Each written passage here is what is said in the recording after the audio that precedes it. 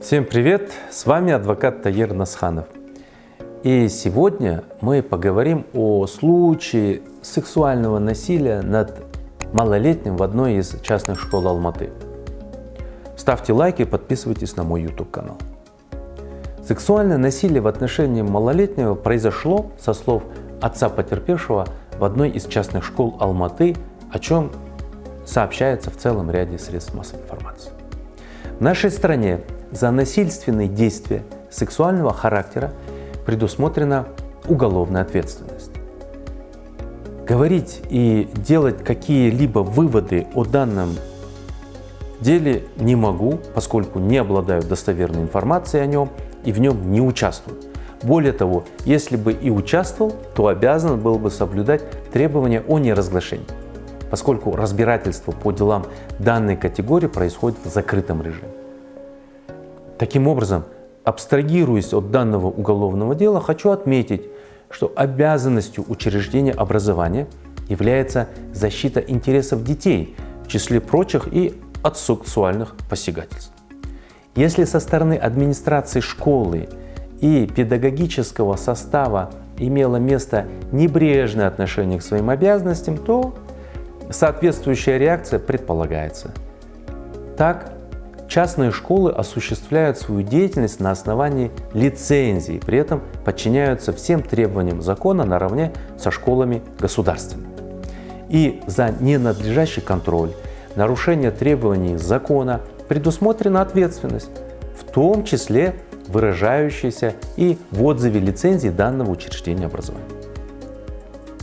Что касается возможных насильников, то здесь сложнее. Дело в том, что если ко времени совершения преступления виновные достигли 14-летнего возраста, они будут привлечены к уголовной ответственности. А если нет? Тогда родители, воспитавшие детей с такими вот склонностями, отделаются лишь небольшим штрафом за ненадлежащее выполнение своих родительских обязанностей.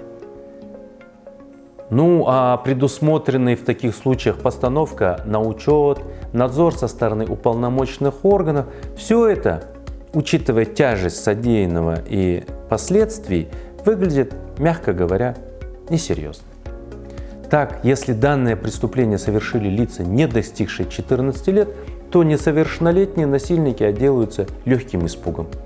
И испугаются ли они этого на самом деле, осознают всю серьезность и аморальность совершенного ими деяния или нет, тоже вопрос спорный, поскольку психология подростка – это штука специфическая и особо сложная.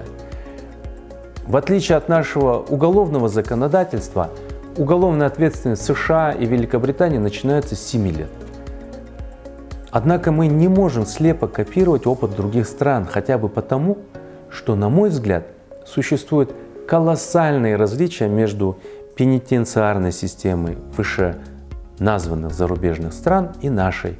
То есть, если в Казахстане и снижать возрастной ценз по тяжким и особо тяжким преступлениям, то необходимо пересматривать формы, методы и содержание работы с несовершеннолетними осужденными к лишению свободы, которые по существу, даже несмотря на все те зверства, которые они совершают, все еще остаются детьми, подростками. Необходимо перестраивать работу в таких учреждениях таким образом, чтобы они не имели ничего общего с печально известными колониями для взрослых.